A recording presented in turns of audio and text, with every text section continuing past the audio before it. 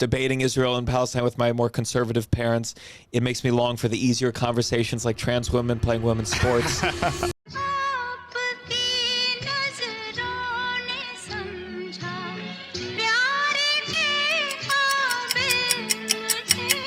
yo, Spitty, what time is it? And welcome, everybody, to another episode of Dr. Lawyer Comedian. Now, this is our second episode in a row without our usual co-host, Luca Branches. And a lot of you guys wondering why he wasn't there last episode. I can finally give you a little bit of details. He was suspended from his school for something he said on this podcast. Now, he has been unsuspended, and he's going to be back to give you more details next week. But this week, we have an amazing guest for you. I'm sorry if that was an intro like, oh, my God, that was so much more interesting than we're going to talk about now. No, I'm going to watch myself so I don't get suspended. Yeah. Okay, there you go. The entire country of Israel is going to suspend you. They already have. They already have. We have an amazing guest for you today. You may have seen his set on the Verified Standup. You may have seen his podcast, The Downside Pod, or you may have seen him on his first European tour ever. Please, everybody, welcome Gianmarco Soresi. Hello. Speaking of Israel, I literally tweeted something like a little with a little teeth, like right before we started. Thing? No, more recent, like just now. And I was checking it like on the elevator, and I was like, let me just make sure it's okay before I go on here. But yeah, that's how it is, man. It's like fucking Tiffany Haddish. It was like she was on a first class plane going to fucking, and it said going to Israel to like do my own research. That's like going to America to finding out what happened in Afghanistan. Like, you're not going to the fucking, shut the fuck up. And we did a movie together. Oh my god, she's going to Israel to find out. Oh. Do your own research. Yeah, get the government tour. That reminds me of your joke. Like, I was doing my own research on Israel.com. Yeah. Because I saw, I mean, you know, I just all of these people putting these articles out, and you look at the website, and it has the fucking country in the name of the thing. Get out of here. .is, you know, or something like that. .is gov. Oh, that's funny. Okay, you know what? Let's just get into it. I didn't expect that to be the first thing we talk about, but then I said it in the intro. What did your brother get? Wait, who is this? Your brother who does the podcast? So my brother, you know, he's been a comedian for about only like 3 years, but you know, we host this podcast together. And how old is he? He's 15 now. That's insane. Of course. You know the kids now are stand-up so popular, but yeah, he was suspended. What did he say? I'm not allowed to say. And listen, I don't want to censor myself, but when my parents call me and they tell me like, don't ruin your brother's childhood, that's different. That's tough, dude. That's tough. But you published it. Did you take down the episode? Yeah, we took down the episode. If you guys are looking for episode 6, it's no longer there, okay? When you're done, will you tell me what it is? Yeah, of course. Oh, I'm so I should have told you before. I know. That's all I can think about. We told our last guest before, and then we were laughing the whole time about it. But anyways, you just got back from Europe, right? I got back maybe November. November? I've been, but I'm going back like in 2 months. I'm doing some of these international trips, and it's surprising how well it sells, which is just a test. It's just like figuring out where does social media reach. The money is still not great because sometimes there's conversion rate that's bad, or like they just don't do stand-up the way we do stand-up. So like the overhead is so big. Oh my god! And the flights are just insane. I was talking to because I'm planning something in Europe as well. I was talking to Boom Chicago in Amsterdam. I was like, "What's your venue fee for? You ever done the upstairs room, the small one?" No, I haven't done it. It's small, and they're like, the venue fee's 850 euros. I was like, come on. Come on. You're taking a ticket sale too. That's ridiculous. I did Paris, and it was great. Not to shame the venue, but like it was 300 seats. We sold it out, which in America would be a big fat payday. Yeah. But there it was like $1,300. And which is low, but also in Paris, I think it's required. There was a security guard who followed me to the hotel, to the venue, and I think they did it. Remember Ariana Grande? I think she was performing in Paris, and like a gunman opened up, and they were telling me this right before I go on stage. And when I have that thought that someone's gonna shoot me from the audience, like if that gets in my head, I would be so famous if this happened. Yeah, that's the first thought. I freak out. A couple times I worry someone got a gun. Really? Because I'm talking about guns in Alabama, and someone leaves, and I'm like, they're getting a gun. They're getting a gun, and that's what's going to happen. Oh, yeah. That's terrifying. And especially now with you talking about, like, a lot of controversial things. I imagine you have a lot of Jewish fans, right? For sure. The internet is so fragmented that, like, people discover your political views at different times. You know, like I don't post. Twitter is my most like, this is who I am. These are my first thoughts. Okay. I don't have as much on stage because I really do believe my goal in comedy is never to profess what I think is correct or right or to try to persuade. I'm just trying to be funny. I want you to laugh at something despite what you believe. And I think sometimes that doesn't mean you can't talk about controversial things, but like, you know, controversial for some, when I just don't want it. I don't want to trick you. You came to my show for comedy. Yeah. There's only so much I'm going to do. It's like It's a everyone has their own, you know, beliefs that they have prior to coming to the show. Like, who are you really going to convince, right? I watched your video that was Jewish comedian on criticizing Israel, not Jewish comedian criticizing Israel. It was very smart. Did that in Paris. Really. And that was what I took away from that video was like, okay, he is trying to make jokes that both sides can laugh at. He's not trying to alienate one side by taking a hard stance here, despite whatever your stance is. Sure. I think my stance ultimately that Israel is committing war crimes at the moment. But we look like we're sitting down to talk about this next ceasefire, you know? Yeah.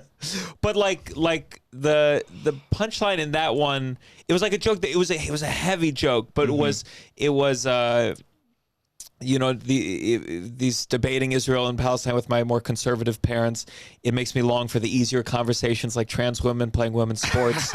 Because back when we debated that and you're like, oh my God, this trans woman played volleyball, made a little girl explode. You're like, oh my God, only one little girl? Wonderful. And like I think the punchline itself does show what I'm saying, but it's within the surprise of it that I hope someone laughs and then they disagree with me. That can be after the fact, or they can go, huh.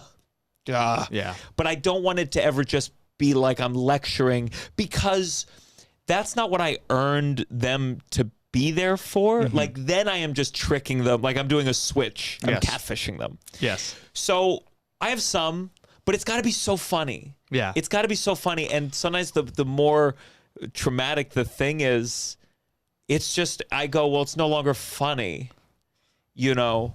But there's an inherent amount of tension there. Right? For sure. That is, I don't know if you've seen any of my act, but that is what I love. I love to try to joke about topics that, like, it's very difficult to make this funny, you know? And that's the challenge and that's the fun of stand-up for me. For sure. For sure. It literally, like, the best stuff I came up with went to that video, and then that video did well enough. I was like, okay. I'm waiting for the next. And that Biden joke is now part of the act. So if you guys haven't seen the Biden joke, do you want to do it? It's part of a longer chunk now. But people say that Biden, you know, he's losing his memory, but he's never forgotten a payment to Israel. That's and great. The audience goes, oh, and it's fun. I wanted to do a joke where I was like, they complain that the U.S. doesn't have socialized housing, but we do. It's in Israel, you know? But that's really good. Never got to work so far, you know? So far. Yeah. Hey, but, you know, as a big social media guy yourself, do you find that a controversial joke like that, you're like, I want a comment war to start just for promotion's sake? Yeah, for sure, to a degree. I mean, again, like, I just, it's you can never want that to be the goal. I think that's the problem with, like, my jokes. The funny thought comes so randomly, and then I chase it down and try to figure out the structure. Yes. To share that funny thought in an explosive way. And so, you know, if it comes in a controversial area, that's great. Yeah. You know, if I can think of a Taylor Swift joke that is good, that's great. But if I seek out a Taylor Swift joke, it's not going to be as good. Yes. And so a lot of my writing, it really is just following whatever thoughts pop into my head. And then the work part is like, you know, how do I communicate what just popped in my head with the full context in my brain? And then, so your jokes are, you come up with them as, because when I'm looking at it structure-wise, a lot of them are one-liners, and then you're you know, find ways to tie them together. And that's a lot of what I do as well. And that's something that our good friends at Reddit, which is what we were talking about before, wanted to ask you about. Like, what is your writing style, or how do you write? First I do it a lot. I do a lot of writing stoned. Like a lot of like ideas are, because I think when I'm stoned, like the bar for what's funny is lower. Yeah. So I catch them more as they pass through my head. Yeah. And then, you know, only 5% of them are actually decent enough. And then I always have like what the twist is. Or I know like this setup is so funny. There's got to be something there. Exactly. Like one that I could break down. I just remember the evolution of it was. So many years ago, I had an audition for. By the way, I'm such an actor. I saw this and I thought it was actor, lawyer, comedian. I'm such a fuck. And I was like, you went from actor to lawyer, and then it was such a weird trajectory. This makes sense. See, Michael, everyone thinks it's stolen valor. Everyone thinks I'm claiming I'm a doctor or lawyer. They don't see the cross out. It's an Indian parents thing, man. Yeah. No, it's very good. So I had this audition. It was for a show on Cinemax way back in the day. It was called Girl's Guide to Depravity. Oh. It was softcore porn. It was softcore porn fully. And we were all in denial, but it was non-union. So I was suddenly, as a nobody actor, I was auditioning for like a lead in a TV show. And I didn't fully watch the TV show, but the first audition, all you had to do, you went in a room and there was the casting director and then a panel of like 4 like Japanese businessmen. I don't know if they were producers, but it was very stark. Like they were benefactors or something. And all you had to do for first audition, you had to go face the wall. You had to go to your underwear. Women, just underwear too. They had to go topless. And you go topless, and you go into the face the wall, and I was to expose my ass until they said, okay, that's good. And you pull it up and you leave. So and this was before I was a stand-up comedian, but obviously that traumatic moment stuck in my head. And so fast forward later when I was like first writing stand-up and I was like, oh, I got to talk about this. And I think I tried telling it as like a story. And then, no one knows Girl's Guide to Depravity. So eventually, this was when Game of Thrones was popular. And I changed it into the joke of I had auditioned for Game of Thrones. And they said, first we need to see your ass. And I was like, excuse me? And I was just like, and then I would like turn around, slap the floor and show the ass some out. It's not my bare ass. But the joke was not a great joke. It was essentially like they wanted to see my ass. And I was like, here it is, fully. Like I embraced it. Got laughs, but like I knew there was more. And so then the joke evolved into I walked to an audition. I had an audition for Game of Thrones. I added internal jokes. Obviously, I didn't get it, or this would be beneath me. Of course. And obviously I didn't get it, or the back row would be full. I have 10 different versions of that. I walked in the room ready to go, and the director said to me, "First, we need to see you in your underwear." Wait, can we know who you would have played on Game of Thrones? Oh, well, that's the lie. I didn't. I just my bad. Yes, I'm so dumb. Yes. I think I would have played Littlefinger, but Littlefinger. Yes, I love that role. You don't think that would be like a Jewish stereotype, man? That's what makes it so good. Okay. I Jew it up too. Is the actor for that Jewish? I don't think he is. I doubt it. I don't think he is. it. You just see him as a Jewish stereotype because he's conniving. All right. So I walked in the room. I was ready to go, and the director said to me, "First, we need to see you in your underwear." Yeah. Which is not what I was expecting. So I put my underwear back on. And like that's to me that was like the full evolution of like the funny thing, the weird thing happened. There's got to be something in this experience, and then I just found the more evolved way of the reveal. The funny thought is, oh, you think this is like bad? I would fucking do anything to be famous, and it's just figuring out that delivery. So that's like how a lot of those jokes kind of evolve. I have a similar joke. It never really worked on stage. It wasn't strong enough, but it would be like, I was told by casting that I have to go fully nude if I want the part. And I was like, this is an animated movie, Totally. So same kind of thing. I just thought about, when you're thinking about the joke, you're like, okay, I'm going to be fully nude, but what is a context in which here I was looking like, why would I be fully nude? Like they're exploiting me, right? That's how I'm doing the joke. But you were doing it in a more self-deprecating way. Yeah, and that's usually where like I try to like I love Jeselnik. I think like the biggest influences is when I started stand-up, it was like roast battles.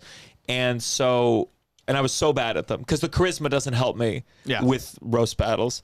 And that's all I had from the acting world. And like roast taught me like the joy of a punchline that just fucking explodes the room.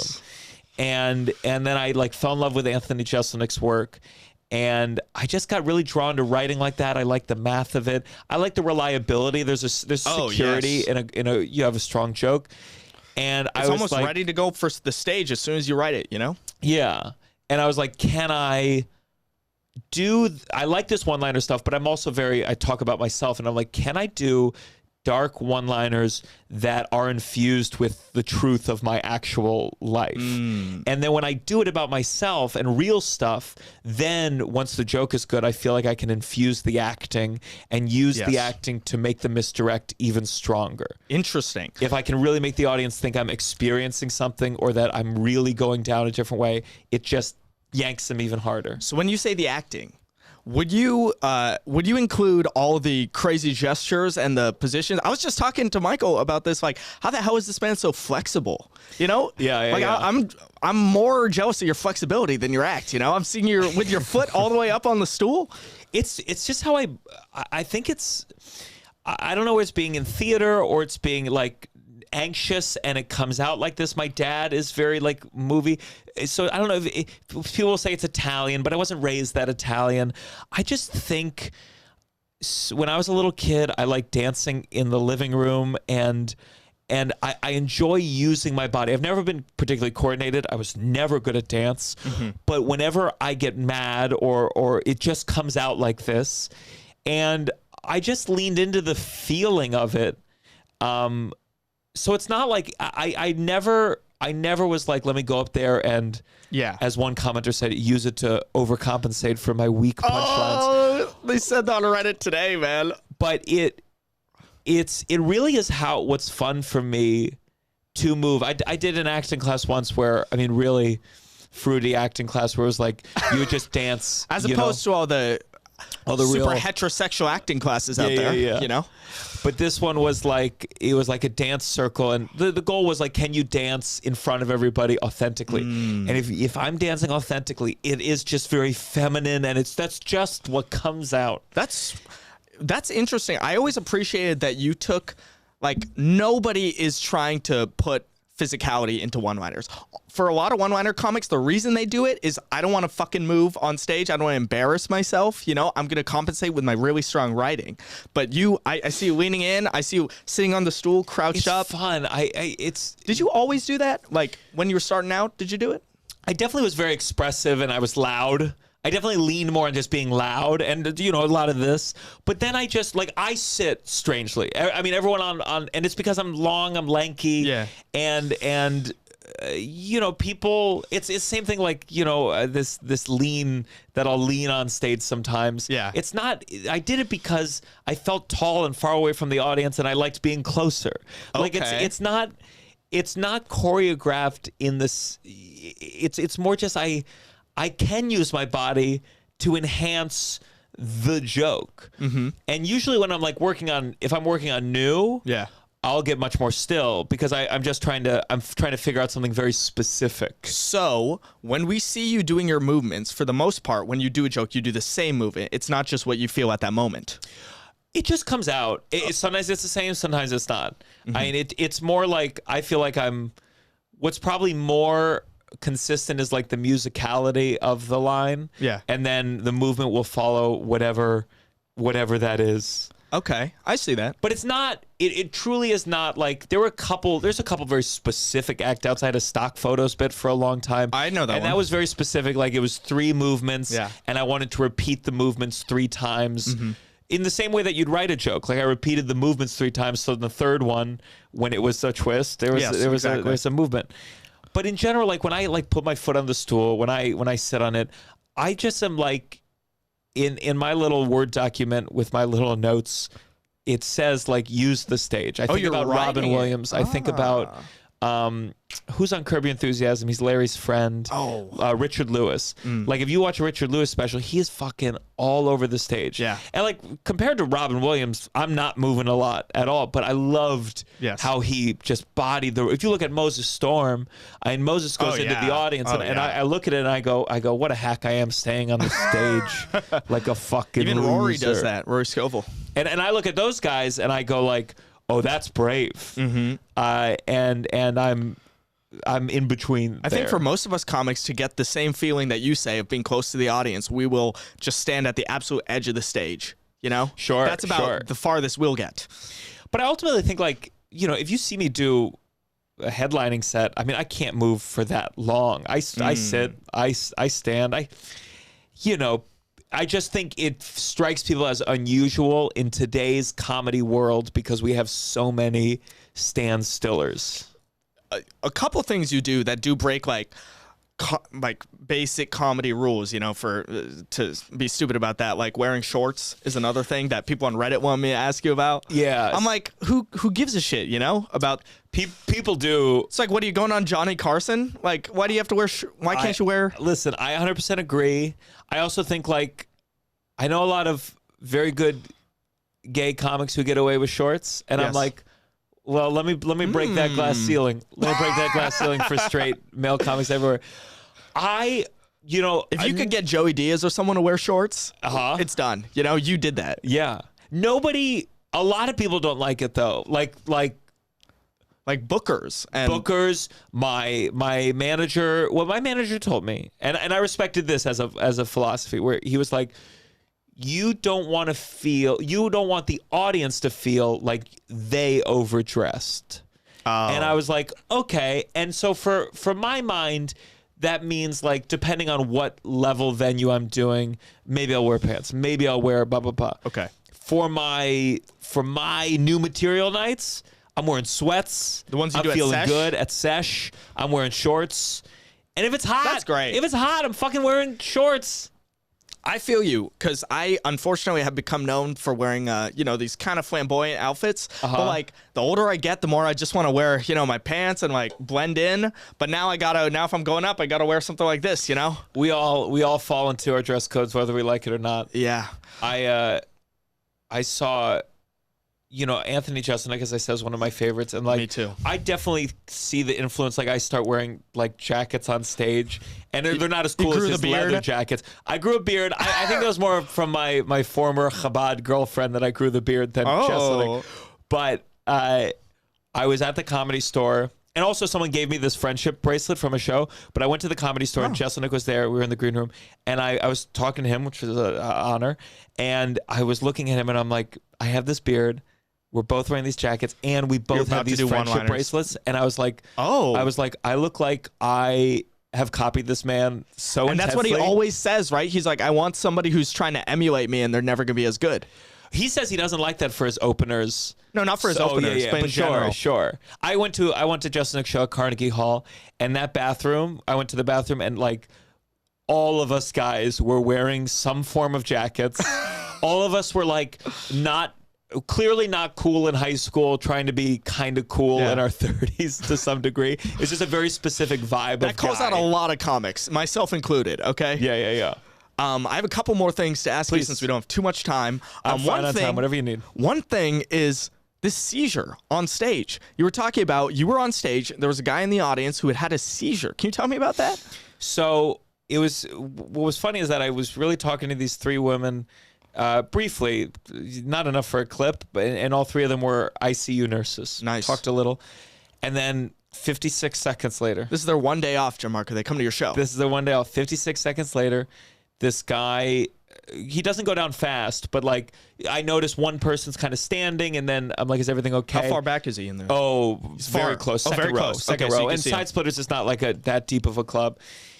And the nurses immediately started attending to him, and it was very strange because I'm on stage. So you were in the middle of a joke, I imagine. How did you react? I just said, is there any help? And then the nurses went to help, and then we were looking for a manager. And I'm on stage. I'm like, do I sit down in the audience? But it's just like there's nothing to do. Yeah. I just happen to be on stage. And I mean, I imagine everybody in the venue doesn't expect like the show to go on. Who knows? I mean, everyone there were 2-ish minutes where this guy was unresponsive, and I was like, "Is he dead? Is he dead?" And eventually, the manager came. I think because in psychology class, I remember from AP Psych in high school, they're always like point to someone and go like, "You call 911." And I think someone pointed to someone. Someone called 911. Manager came over, and we just waited. The nurse was putting. And it's Florida, so there were like 20 nurses in the audience giving each other notes. So you got off the stage. At this point, you're off the stage. No, I was just awkwardly like standing like to the side. I wasn't like doing jokes, but I was just like, I was frozen, just like can't riff on it. Oh yeah, not at all. And at some point they couldn't get the manager, so I got on the mic. I was like, "Oh, I have a mic. Manager, can we get a manager here?" And then the medics came. They didn't have a stretcher, and they said, "Is there a rolly chair?" And no one knew what comedy club has a rolly chair. Well, I remembered there was one in the green room. Oh. And I was like, "Oh, I know." And I ran to the green room. I got the rolly chair. One of the managers tried to like take it from me, and I was like, no, I got this. I'm the hero. Meanwhile, the video's still playing. You're like, this would be great for the clip. It was just funny. I was just like, oh no, I got it. Yeah. And I came in, I brought it. They put him in. They took him away, and the manager like kind of to me was like, do you want to keep going? And I would never cancel a show, and So how far in your set was this? I probably 25. So you still had half your set left. I do a little more than that. I did about an hour after. Okay.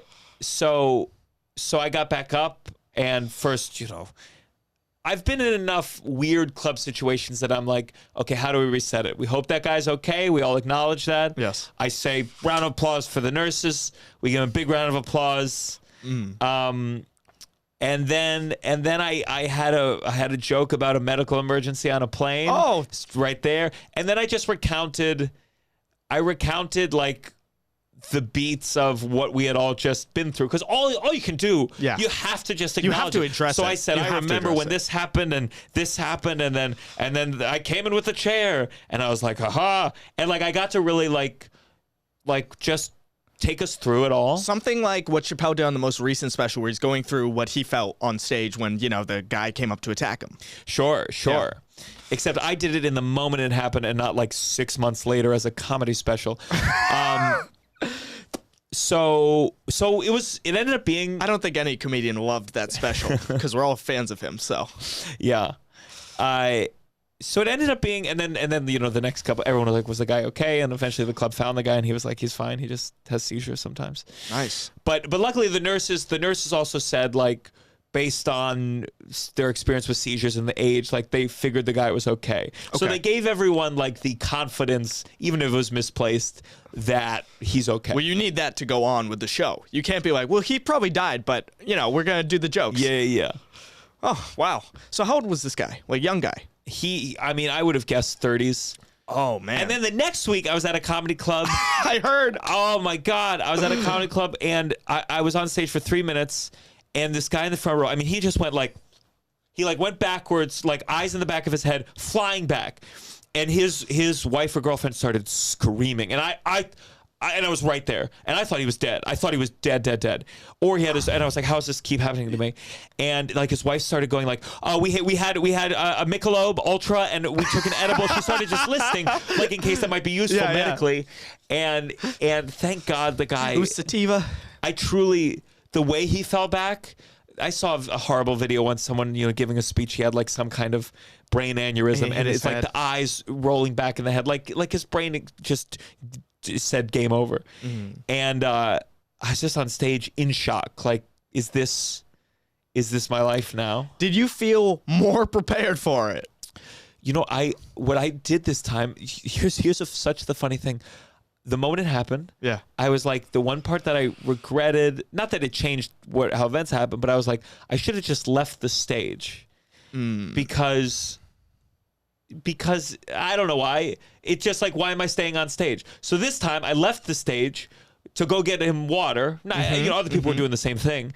And then the moment he was taken care of, the manager was like, what are you doing off the stage? Get back on the stage. Because it turns out he didn't have a seizure. He just had an edible that was too strong. Oh, my God. And so the manager was like, what are you doing getting off the stage? You're going to lose control of the show. And I was like, son of a bitch, you can't fucking win. And what is your responsibility there as a performer, right? What do you feel your responsibility is if somebody in the audience happens? I ultimately you just gotta roll with it. Not get in the way of that person getting in trouble. Yeah, it's just a weird feeling because you are. I think what's so surreal about it is you are the head of the show. you're the captain of the ship, and the moment a medical emergency happens, you need to find a new captain. Yeah. You need to find a new leader. Because I took that heart pumping, chest pumping thing a long time ago. Yeah, you're not like Ken Jeong, where he you heard about that, where he wrote like sure, but he's a doctor himself. And yeah. You just get out of the way. But I think that's what I've been reading. Every time Taylor Swift does a concert, someone will be like, on the way to the concert, someone died and someone died during. And it's like, the more people you have in the audience, the more likely you are to deal with these issues. I remember Nimesh Patel, he talked about one where there was someone who had a seizure in one of his gigantic theater shows. Someone's going to die eventually. And...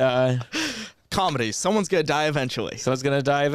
There was Louis C.K. opened a special once where he said, like, some people in this room are not going to make it to Christmas. Remember that. Some of you are going to ruin your family's holidays. And it's true. Speaking of like almost the converse situation, when this isn't really about you, but I'd love to hear your experience of it, is you were headlining and your feature, Ariel Elias. Yeah. She had the beer thrown at her. In the famous incident, we could play it too. So you voted for Biden. Huh. I don't know. Why does it matter? Yeah, so what? Why does it matter? I can just tell by your jokes you voted for Biden. Why are we going all right. I can tell by the fact that you're still talking when nobody wants you to that you voted for Trump. I'll tell you the rest of that bit, and then we'll move on. I'm so insecure. I went and got an IUD. Oh! Come on, I can't do that. Are you fucking kidding me? Yo, I'm never coming out with these people ever again. Straight up, Oh, hell yeah. No, I mean, not right now. But we'll play for the people on YouTube. You gestured in a way where I was like, oh, cool. No. Yeah. We can't waste those 3 minutes, I hear you. So, where were you at the time? And Uncle Vinny's in Point Pleasant Beach, New Jersey. It's BYOB, and there was a table that showed up quite early, which is a warning sign. It was the same one. Oh, yeah. Oh, for sure. And they were drunk. They were celebrating something racist because they were white, but they were wearing like racist sombreros. Oh, okay. Like a caricature of a sombrero and fake mustaches. And it's like when a white person wears a bindi for our Indian people. Yeah. And Ariel went up. Show was going fine enough. And then she just, I forget what she asked, but ultimately someone in the audience was like, did you vote for Biden? And you could feel very quickly. And in Point Pleasant Beach, you're definitely in a mixed politically crowd. And she had also established she was Jewish, and not a lot of Jews in that room. Yeah. Last time, speaking of our earlier conversation, last time I did the joint again. I performed there again because. Oh, since then. Wow. Yeah, since then, and like 2 Jews came up to me and they're like, we're so happy you're the only other Jews in the audience. We were so worried someone was going to say "Free Palestine," and I was like, fuck. You're like, I didn't even get to that part of my set. It's so, But yeah, they threw it at her. It was just, I remember after it happened, again, like, you just have to think about what am I going to do in this situation? Because when it happens and you haven't given it any thought, you're not sure what to do. And this time, you're not the one on stage. So we saw her drink the can of beer. If you guys haven't seen it, I mean, we're going to put it up. It got thrown at her. Thank God it missed, but like it was thrown hard. It was thrown hard, and it was thrown by the guy. Woman. No. Oh. I think it was thrown by the guy. Yeah, it was thrown by the guy who was with the woman. Yeah. And she was in shock for a second, but then she picked it up and chugged it. And I think like they left pretty quickly. But it was one of those things. It was like, I've never been in a fight. I think if I have a kid, when he's 15, I'm going to punch him in the face just once. Just to be like, you got to feel this. Out of nowhere. He knows that it could happen anytime. Because I had this stand-up experience where I was doing a joke, which is kind of, at one point, it was one of my like signature jokes. And I was talking about how there are certain things you shouldn't abbreviate. And I think the punchline I was doing, like, we shouldn't be teaching our kids about Hitler and be like, guys, Hitler was a bad guy. He committed a geno. Okay. And so there was a Jewish guy. He walked right up to me on stage and he stared me down. And I was in that trance of the like deer in the headlights. What the fuck should I do right now? And I don't think I handled it very well if you guys have seen the video. But ever since then, I'm like, I'm going to fucking fight that guy on stage, you know? Not like fight physically, but like I have to go against. Like he was like here to me, but he was on an elevated stage. Yeah, so I was maybe like 3-4 feet above him, but he was like looking right at me. And they started doing this weird Charlie Chaplin dance. He did? Yes. It was strange because it was clearly aggressive, but then it was also like he wasn't going to go all the way and fight. And he was like 60, so it's like, what do you do to this guy, you know? Sure. I mean, that's scary. You know, I always think at least you got that mic stand if you're ready to fucking take a swing. Oh yeah, that's a good weapon to have. You ever see the video of the guy who crushes his? Do you know what comic that was? Wait, which one is this? There was a video. It was at Stand Up New York of somebody tries to go on stage to fight the comedian, and then he just crushes his drink right into the guy's head. Oh my god, no, I haven't seen that one. It's from years ago. Oh yeah, I mean, listen, it doesn't happen that often, but it's scary as fuck, and most comedy clubs are not equipped for to deal with it. Only in Paris they give you a nice bodyguard. True. All right, Gianmarco, we have to get out of here soon, but before that happens, what would you like to plug? Listen to my podcast, The Downside, with Gianmarco Soresi. We have comedians on, but we have other people too. Just a place for people to come on and complain and bitch and moan. And with my buddy Russell Daniels, it's a good time. Yeah, I saw your new one with Eagle and Lucas. Yeah, that was cool. We talked about, I can say it now because it Bill Burr closed, story. LOL Comedy Club. We used a pseudonym at the time, but since we recorded it, the club has closed, and that's where I got my start. It's where I saw plenty of fights happen too. Yes, and it's a real comedian episode. Oh, definitely. And then I'm touring all the time. Just find me online, Gianmarco Soresi. And my new material show, if you really want to see kind of how the sausage is made, is called The Silver Lining. I do it like 2 or 3 times a month in New York, and starting to do it in LA too. So come check it out. Yes, it's at Sesh on Christie Street, correct, and at Sesh on Eldridge Street sometimes. Yeah, but more Christie because we need the room. Yes. Okay, if you guys want to follow Gianmarco, you can find him at Gianmarco Soresi. His name is going to be written here on YouTube, so just spell it correctly, and you'll find him. And listen, you fucking Redditor. I do not have weak fucking punchlines. Oh, yeah, you want to go through those real quick? Before we go? There weren't too many other mean ones. All right. Is it okay if I read the mean ones out to you? Sure. Oh, my God, there's 51 comments now, Gianmarco. There were 16 when we started recording.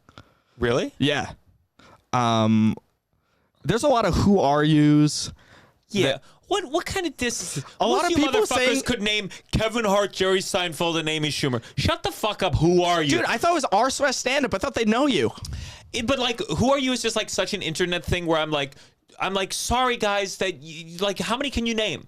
Like that's not, you just don't know about the person. It's just like one of those things that I think like internet culture wise, eventually people need to just ignore it enough that it goes away. Yeah. Because like, yeah, of course, if you don't know who I am, that's fine. This is the first time you're hearing about me. This is self-promotion. Who gives a fuck? Another one, there were like 3 that were comparing you to Megamind, the movie. Oh yeah, I don't mind physical insults. Yeah. And then I don't, which one is he? The big head guy? Yeah, the blue guy with the big head. That's not even a bad insult. I've never even really smart. That. It's not a good insult. It's not, it's not a compliment. No, it's not a compliment. Absolutely not. And last one before we go, how does he feel giving a platform to the loathsome CrossFit community? Yeah. I mean, I don't know how many CrossFit jokes I have. I feel like I have one. Was an old Kanye West joke that I retired. What's the joke? It was just about getting a hernia from CrossFit, and then it led to getting a surgery. That's not even pro CrossFit. Yeah, but I don't mind CrossFit. Listen, I travel a lot. Yeah. And CrossFit gyms are a space of community. People bring their kids there. They bring their dogs there, which can be a little much. But there's some really beautiful CrossFit studios. The gyms are always they have exactly what you need. We all need community. I'd rather you be into CrossFit than Christianity. You know what I'm saying? Of course. Though I did find one gym that's into both, and I did that. Oh, was really? A lot. Wow. Yeah, there's a Bible verse along with the workout of the day. There was a Bible verse. Oh, that's pretty good. Huh. Yeah. All right, guys. Well, thank you so much for watching this episode. We already plugged everything, so that's the end of our episode. Thank you. 24 hours to live, man, need a young mace. 24 seconds on the clock, I hit the pump fake. 24 on my back, one day I was 8, looking down from the top, yeah, it was fake.